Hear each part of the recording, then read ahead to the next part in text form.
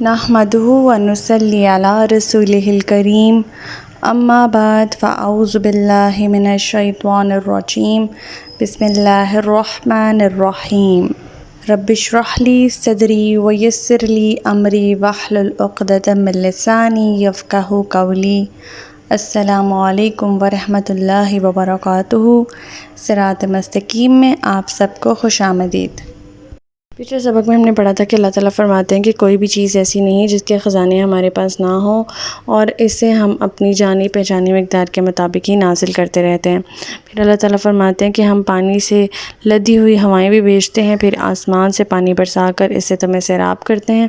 اس پانی کا ذخیرہ رکھنے والے ہم ہی ہیں، تم نہیں ہو۔ بلا شبہ اللہ تعالیٰ فرماتے ہیں کہ ہم ہی زندہ کرتے ہیں، ہم ہی مارتے ہیں، ہم ہی ہر چیز کے وارث ہیں۔ اللہ تعالیٰ فرماتے ہیں ہمیں یقیناً ان لوگوں کا بھی علم ہے جو تم سے آگے نکل گئے ہیں اور جو پیچھے رہنے والے ہیں۔ اللہ تعالیٰ فرماتے ہیں کہ آپ کا پروردگار ہی ان سب کو جمع کرے گا، بلا شبہ وہ حکمت والا اور سب کچھ جاننے والا ہے۔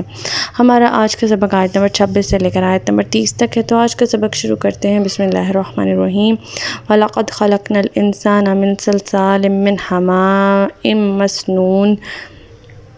ہم نے انسان کو گلے سڑے گارے سے، خشک شدہ ٹن سے بجنے والی مٹی سے پیدا کیا۔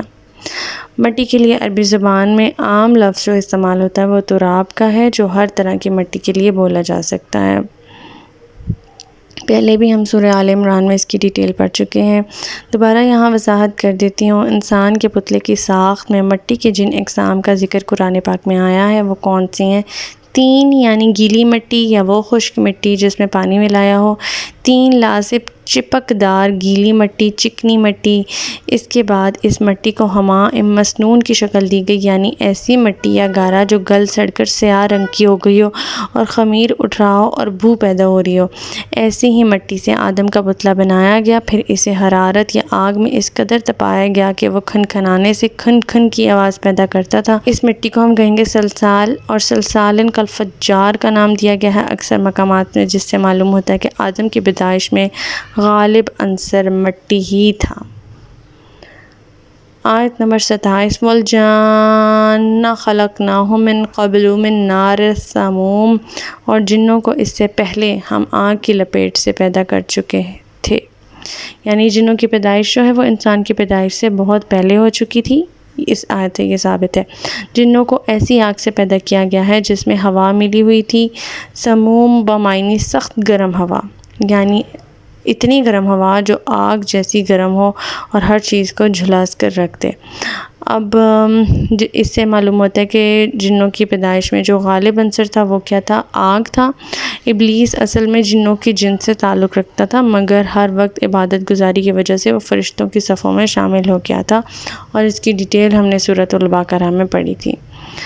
بعض مفسرین کہتے ہیں کہ جس طرح آدمیوں یا انسانوں کا جد امجد کا نام آدم ہے، اسی طرح جنوں کے جد امجد جو ہیں وہ ان کا نام ہے جان، جن کا لقبی معنی کسی چیز کو ڈھانپ کر چھپا دینا کہ وہ نظروں سے اوجھل ہو جائے، اور انسانوں کی نظروں سے اوجھل رہتے ہیں، اپنی شکل و صورت بدل سکتے ہیں، کبھی یہ دیو بھوت پریوں کی شکل اختیار کر لیتے ہیں، کبھی سانپ کی شکل میں۔ لہٰذا ایک حدیث میں آتا ہے کہ اگر تم گھروں میں سانپ دیکھو تو مارنے سے پہلے اسے کہہ لو کہ اگر وہ جن ہے تو چلا جائے۔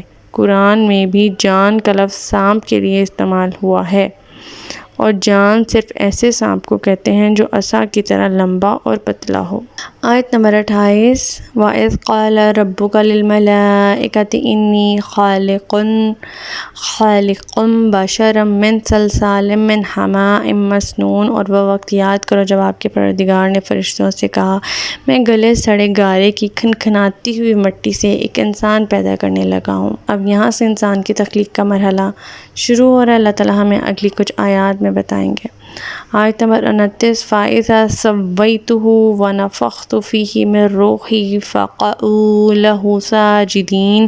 تو جب میں اس کو درست کر چکوں اور اس میں اپنی روح کچھ پھونک دوں تو تم اس کے سامنے سجدہ ریز ہو جانا۔ اب جب انسان کا پتلا تیار ہو گیا تو اس وقت اللہ تعالیٰ نے فرشتوں کو حکم دیا کہ میں کھنکھناتی ہوئی مٹی سے ایک بشر پیدا کرنے لگا ہوں۔ جب میں اس میں اپنی روح سے کچھ پھونک دوں تو تم اس وقت اس کے سامنے سجدہ ریز ہو جانا۔